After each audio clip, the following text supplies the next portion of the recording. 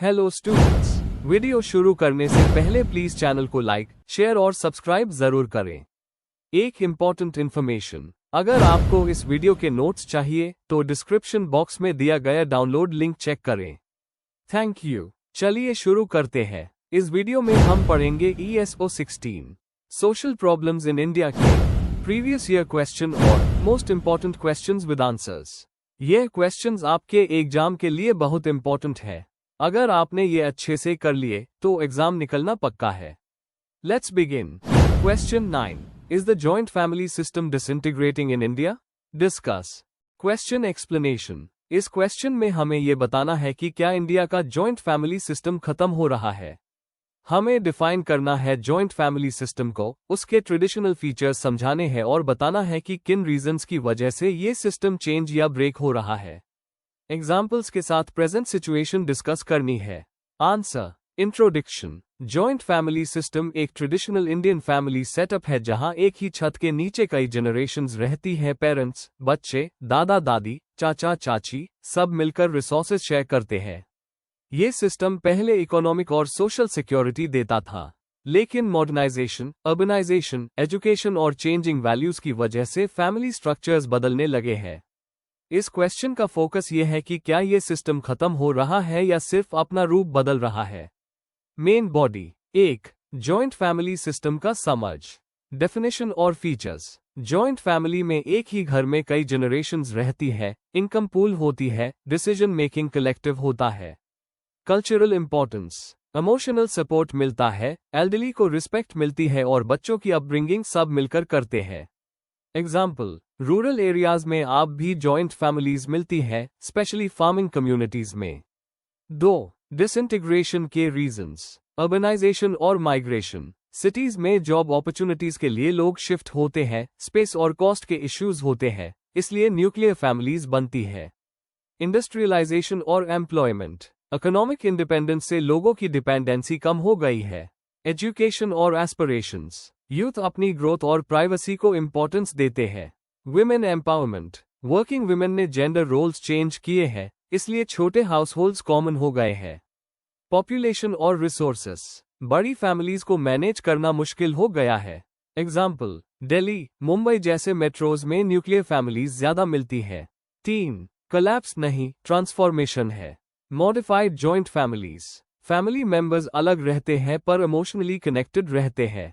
Festivals और rituals. बड़े occasions पर फैमिलीज मिलती है। टेक्नोलॉजी का रोल। वीडियो कॉल्स और सोशल मीडिया से फैमिली टाइज स्ट्रॉन्ग बने रहते हैं। Case study. Urban families rural relatives को फाइनेंशियल सपोर्ट देते हैं। 4. प्रेजेंट सिचुएशन और फ्यूचर। सर्वेज और स्टडीज। न्यूक्लियर फैमिलीज बढ़ रही है, लेकिन रूरल एरियाज में जॉइंट फैमिलीज अब भी एग्जिस्ट करती है। लीगल और कल्चरल सपोर्ट। प्रॉपर्टी और family business traditions joint families को सपोर्ट करते हैं। ट्रेडिशन और मॉडर्निटी का बैलेंस। यूथ इंडिपेंडेंस चाहता है पर फैमिली एडवाइस भी लेता है। सोशियोलॉजिस्ट्स का व्यू, ये एक नेचुरल एवोल्यूशन है, डिस्ट्रक्शन नहीं। कंक्लूजन। जॉइंट फैमिली सिस्टम जरूर चेंज हो रहा है, स्पेशली अर्बन एरियाज में न्यूक्लियर फैमिलीज बढ़ रही है, लेकिन ये कंप्लीटली खत्म नहीं हो रहा है, बस अपनी फॉर्म चेंज कर रहा है। इकोनॉमिक, एजुकेशन और कल्चरल फैक्टर्स ने इस पर इम्पैक्ट डाला है, पर फैमिली बॉन्ड्स अब भी स्ट्रांग है। इसलिए जॉइंट फैमिली की इंपॉर्टेंस इंडियन सोसाइटी में आज भी है। If you need the notes of this video, there is a download link in the description box. Be sure to check it out. Thank you. Question 10, explain the significance of wastelands in rural social life.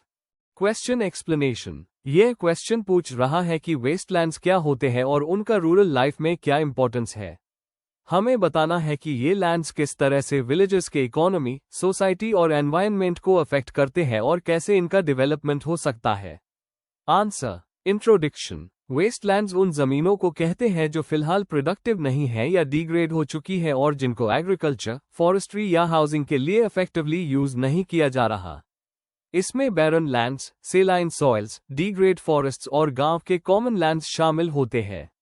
भले ही नाम waste हो, यह lands rural areas के लिए बहुत important होते हैं। India जैसी कंट्री में, जहां लोग ज्यादातर लैंड रिसोर्सेज पर डिपेंड करते हैं, वेस्टलैंड्स का सही उस लाइवलीहुड और सस्टेनेबिलिटी के लिए जरूरी है। Main body. 1. वेस्टलैंड्स क्या होते हैं और उनके टाइप्स।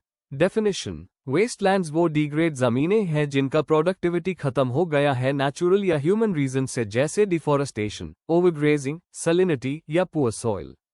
टाइप्स। बैरन और अनकल्चरेबल लैंड, पथरी, सैंडी या पहाड़ी जमीन। डिग्रेडेड फॉरेस्ट लैंड, फॉरेस्ट जो प्रोडक्टिव नहीं रहे। विलेज कॉमन्स, पास्चर लैंड्स जो ज्यादा उस होने की वजह से खराब हो चुके हैं। क्लासिफिकेशन का फायदा। इससे रेस्टोरेशन और प्रॉपर उसके लिए प्लानिंग आसान होती है। 2. रूरल इकोनॉमी और लाइवलीहुड में इंपॉर्टेंस। रिसोर्सेज का सोर्स। वेस्टलैंड से fuel, would, fodder, medicinal plants मिलते हैं जो रूरल हाउसहोल्ड्स के लिए इंपॉर्टेंट होते हैं। रोजगार का सोर्स। कम्युनिटी अफॉरेस्टेशन, एग्रोफॉरेस्ट्री या पास्चर डेवलपमेंट से लैंडलेस लोगों के लिए काम मिल सकता है। एग्जाम्पल। राजस्थान और गुजरात के गांव में कम्युनिटी एफर्ट से विलेज कॉमन्स को रिवाइव करके कैटल रियरिंग और डेयरी को सपोर्ट किया गया है। 3. एनवायरमेंटल और सोशल इंपॉर्टेंस। एनवायरमेंटल फायदे। वेस्टलैंड को रिक्लेम करके सॉइल इरोजन रोक सकते हैं, ग्राउंड वाटर रिचार्ज बढ़ा सकते हैं और बायोडाइवर्सिटी इंप्रूव कर सकते हैं।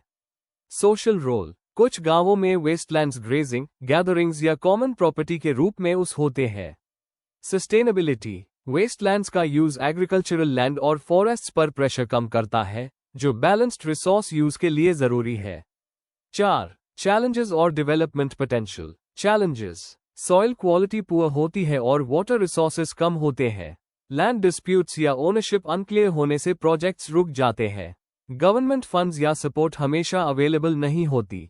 पोटेंशियल और स्ट्रैटेजीज। अफॉरेस्टेशन और एग्रोफॉरेस्ट्री, ड्रॉट रेजिस्टेंट प्लांट्स लगाना और साइंटिफिक सॉइल मैनेजमेंट यूज करना।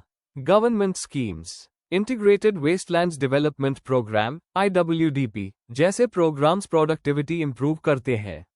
Community participation. पंचायत और लोकल ग्रुप्स को एम्पावर करके मेंटेनेंस और यूज को बेटर बनाया जा सकता है।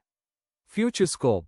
सही प्लानिंग से वेस्टलैंड्स को प्रोडक्टिव एसेट्स बनाकर रूरल डेवलपमेंट और एनवायरनमेंट दोनों को सपोर्ट किया जा सकता है। कंक्लूजन। वेस्टलैंड्स को अक्सर इग्नोर किया जाता है, पर ये रूरल कम्युनिटीज के लिए बहुत वैल्यूएबल है। यह रिसोर्सेज देते हैं, एनवायरनमेंट को बैलेंस रखते हैं और लाइवलीहुड अपॉर्चुनिटीज क्रिएट करते हैं। अगर साइंटिफिक मैनेजमेंट और कम्युनिटी पार्टिसिपेशन हो, तो यह लैंड्स प्रोडक्टिव और सस्टेनेबल बन सकते हैं। If you need the notes of this video, there's a download link in the description box. Be sure to check it out. Thank you. Question 11. Critically analyze the major consequences of land reforms in India. Question explanation. इस question में हमें land reforms के main results को detail में discuss करना है। मतलब independence के बाद जो जमींदारी हटाने, टेनेंसी रिफॉर्म्स, लैंड सीलिंग जैसे स्टेप्स लिए गए, उनके पॉजिटिव और नेगेटिव इफेक्ट्स को एक्सप्लेन करना है। रूरल सोसाइटी, एग्रीकल्चर और इकोनॉमी पर उनका क्या इम्पैक्ट हुआ, ये बताना है। आंसर। इंट्रोडक्शन। लैंड रिफॉर्म्स का मतलब होता है वो कानूनी और एडमिनिस्ट्रेटिव स्टेप्स जो जमीन का डिस्ट्रीब्यूशन सुधारने, टेनेंसी को सिक्योर करने और रूरल इनइक्वालिटी खत्म करने के लिए गए। भारत में इंडिपेंडेंस के बाद जमींदारी सिस्टम को हटाने, टेनेंट्स को राइट्स देने और लैंड सीलिंग लॉज लाने पर फोकस था। मुख्य उद्देश्य था छोटे किसानों को एम्पावर करना, प्रोडक्टिविटी बढ़ाना और एक्सप्लॉयटेशन कम करना। इस आंसर में हम इन रिफॉर्म्स के आउटकम्स को क्रिटिकली एनालाइज करेंगे, दोनों पॉजिटिव्स और नेगेटिव्स के साथ। Main body. 1. Positive consequences of land reforms. Zamindari और फ्यूडल सिस्टम का खात्मा। जमींदारी एबोलिशन ने लैंडलॉर्ड्स के बीच वाले रोल को हटा दिया और कल्टिवेटर्स को ओनरशिप दी। एग्जाम्पल। उत्तर प्रदेश, बिहार, वेस्ट बंगाल जैसे स्टेट्स में लैंडलॉर्ड पावर कम हुई।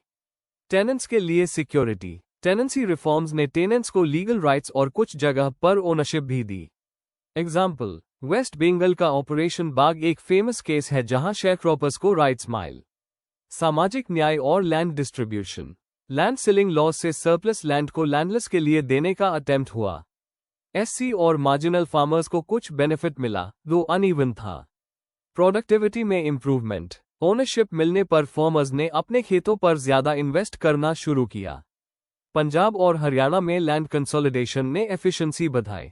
2. लिमिटेशंस और चैलेंजेस। स्टेट्स में अनइवन इम्प्लीमेंटेशन। केरला और वेस्ट बंगाल जैसे स्टेट्स सक्सेसफुल रहे, लेकिन कई जगह पॉलिटिकल रेजिस्टेंस था। लैंडओनर्स ने लूपहोल्स का यूज करके सीलिंग को अवॉइड किया। गरीबों और वीमेन को कम फायदा, ज्यादा बेनिफिट बेटर ऑफ पेजेंट्स को मिला। लैंडलेस लेबरर्स और वीमेन को कम मौके मिले। लैंड रिकॉर्ड्स की कमी और करप्शन एक मेजर प्रॉब्लम थी। इनइक्वालिटी का रहना, बहुत हाउसहोल्ड्स आज भी लैंडलेस है और SC/ST कम्युनिटीज को बहुत जगह एक्सक्लूजन फेस करना पड़ा। 3. सोशल और economic consequences, rural power dynamics में चेंज। लैंडलॉर्ड्स की पावर कम हुई, छोटे किसान पॉलिटिकली एक्टिव हुए। रीडिस्ट्रीब्यूशन के चक्कर में कुछ जगह कन्फ्लिक्ट्स भी हुए। मार्केट और एनवायरनमेंट इम्पैक्ट, कंसोलिडेशन से मैकेनाइजेशन बढ़ी, लेकिन फ्रैगमेंटेड होल्डिंग्स अभी भी एक चैलेंज है। सीलिंग के अंडर मिलने वाले लैंड ज्यादातर लो क्वालिटी के होते थे। 4. फ्यूचर के लेसन्स, मॉडर्नाइजेशन की जरूरत। लैंड रिफॉर्म्स को टेक्नोलॉजी, डिजिटल रिकॉर्ड्स और वीमेन ओनरशिप के साथ इंटीग्रेट करना होगा। लीजिंग पॉलिसीज और मार्जिनल फार्मर्स के सपोर्ट पर फोकस होना चाहिए। पॉलिसी और गवर्नेंस, स्ट्रॉन्ग पॉलिटिकल विल और ट्रांसपेरेंट सिस्टम्स की जरूरत है ताकि रिफॉर्म्स इफेक्टिव बने। कंक्लूजन, लैंड रिफॉर्म्स ने रूरल इंडिया के स्ट्रक्चर को बदला, लैंडलॉर्ड्स की पावर को कम किया और कल्टिवेटर्स को ओनरशिप दी। लेकिन पुअर इंप्लीमेंटेशन और लूपहोल्स की वजह से उनका फुल बेनिफिट नहीं मिल पाया। कुछ इनइक्वालिटी कम हुई, लेकिन पॉवर्टी और लैंडलेसनेस अभी भी चैलेंजेस है। आगे के लिए पॉलिसीज को डिजिटलाइजेशन, जेंडर इंक्लूजन और सस्टेनेबल फार्मिंग पर फोकस करना होगा। If you need the notes of this video, there's a download link in the description box. Be sure to check it out. Thank you. Question 12. Explain the measures of rehabilitation of street children in India. Question explanation. इस question में हमें ये बताना है कि India में street children को सुधारने और उनकी जिंदगी बेटर बनाने के लिए कौन से स्टेप्स लिए जा रहे हैं। इसमें government policies, NGO, education, health, shelter और कम्युनिटी एफर्ट्स को कवर करना है। आंसर। इंट्रोडक्शन। स्ट्रीट चिल्ड्रन वो होते हैं जो अपने घर या पेरेंट्स के बिना सड़कों पर रहते या काम करते हैं। इनकी लाइफ बहुत मुश्किल होती है, भूख, अब्यूज, एजुकेशन और हेल्थ की कमी होती है। रिहेबिलिटेशन का मतलब है इनको शेल्टर, एजुकेशन, स्किल ट्रेनिंग और प्रोटेक्शन देना ताकि ये नॉर्मल लाइफ जी सके। इंडिया में गवर्नमेंट, NGO और इंटरनेशनल बॉडीज मिलकर इनके लिए काम कर रहे हैं। आगे हम मेजर मेजर्स डिस्कस करेंगे। Main body. 1. स्ट्रीट चिल्ड्रन की समस्या को समझना। कौन होते हैं स्ट्रीट चिल्ड्रन? जो बच्चे सड़कों पर रहते या काम करते हैं बिना प्रॉपर फैमिली सपोर्ट के। प्रॉब्लम्स: भूख, शेल्टर की कमी, violence, drugs, child labour, trafficking और बेसिक राइट्स की डिनायल। रिहेबिलिटेशन की नीड: अगर टाइमली हेल्प ना मिले तो ये पॉवर्टी और एक्सप्लॉयटेशन के चक्कर में फंस जाते हैं जो सोसाइटी पर भी नेगेटिव इम्पैक्ट डालता है। 2. Government measures for rehabilitation. Juvenile justice act 2015। यह लॉ अन बच्चों के प्रोटेक्शन और रिहेबिलिटेशन के लिए है जो केयर की जरूरत में है। Integrated child protection scheme ICPS। इसके under child care homes, open shelters और फॉस्टर केयर जैसे प्रोविजंस है। एजुकेशन के लिए स्टेप्स: RTE एक्ट के अंडर फ्री और कंपल्सरी एजुकेशन 6 to 14 साल के बच्चों के लिए है। सर्व शिक्षा अभियान जैसे प्रोग्राम्स उनको मेनस्ट्रीम करते हैं। हेल्थ और nutrition: mid day meal scheme, health screening, vaccination और न्यूट्रिशन प्रोग्राम्स प्रोवाइड करते हैं। 3. NGO और कम्युनिटी प्रोग्राम्स का रोल। NGO जैसे Salaam Baalak Trust, Save the Children, shelter, education, vocational training, counselling और फैमिली ट्रेसिंग प्रोवाइड करते हैं। कम्युनिटी आउटरीच: स्ट्रीट एजुकेटर्स बच्चों को मोटिवेट करते हैं और उनको एजुकेशन और हेल्थ के प्रोग्राम से जोड़ते हैं। कोलैबोरेशंस: पब्लिक प्राइवेट पार्टनरशिप्स के थ्रू नाइट शेल्टर्स और स्किल सेंटर्स ओपन किए गए हैं। 4. रिहेबिलिटेशन स्ट्रैटेजीज और चैलेंजेस। शेल्टर और protection: open shelters, child care homes और रेस्क्यू ऑपरेशंस इंपॉर्टेंट है। एजुकेशन और skill training, bridge courses, digital literacy और वोकेशनल ट्रेनिंग उनके एम्प्लॉयबिलिटी इंप्रूव करते हैं। फैमिली रियूनिफिकेशन और फॉस्टर केयर: पॉसिबल हो तो बच्चों को फैमिलीज या फॉस्टर होम्स में इंटीग्रेट किया जाता है। चैलेंजेस: फंडिंग की कमी, ट्रेन्ड वर्कर्स की कमी, stigma, frequent movement of children और ID डॉक्यूमेंट्स की प्रॉब्लम रिहेबिलिटेशन को टफ बनाती है। 5. इनोवेटिव और इंटरनेशनल एफर्ट्स। यूनिसेफ और इंटरनेशनल NGO चाइल्ड राइट्स और प्रोजेक्ट्स के लिए सपोर्ट देते हैं। Tech based solutions: mobile apps childline 1098 जैसे हेल्पलाइंस डिस्ट्रेस में बच्चों के लिए हेल्प प्रोवाइड करते हैं। अवेयरनेस कैंपेन्स पब्लिक को एजुकेट किया जाता है कि चाइल्ड राइट्स कैसे प्रोटेक्ट करने हैं। कंक्लूजन स्ट्रीट चिल्ड्रन की रिहेबिलिटेशन एक मोरल ड्यूटी के साथ साथ सोशल डेवलपमेंट के लिए भी जरूरी है। शेल्टर, एजुकेशन, हेल्थ और स्किल्स के साथ लीगल और इमोशनल सपोर्ट उनकी लाइफ बदल सकती है। गवर्नमेंट, एनजीओ और सिटीजन्स को मिलकर काम करना होगा ताकि हर स्ट्रीट चाइल्ड को सेफ और डिग्निफाइड लाइफ मिल सके। अवेयरनेस और बेटर इम्प्लीमेंटेशन से ये गोल अचीव किया जा सकता है। Before we end, please like, share and subscribe the channel for more such study materials and one important information अगर आपको नोट्स चाहिए तो डिस्क्रिप्शन बॉक्स में डाउनलोड लिंक दिया हुआ है, जरूर चेक करें। Thank you.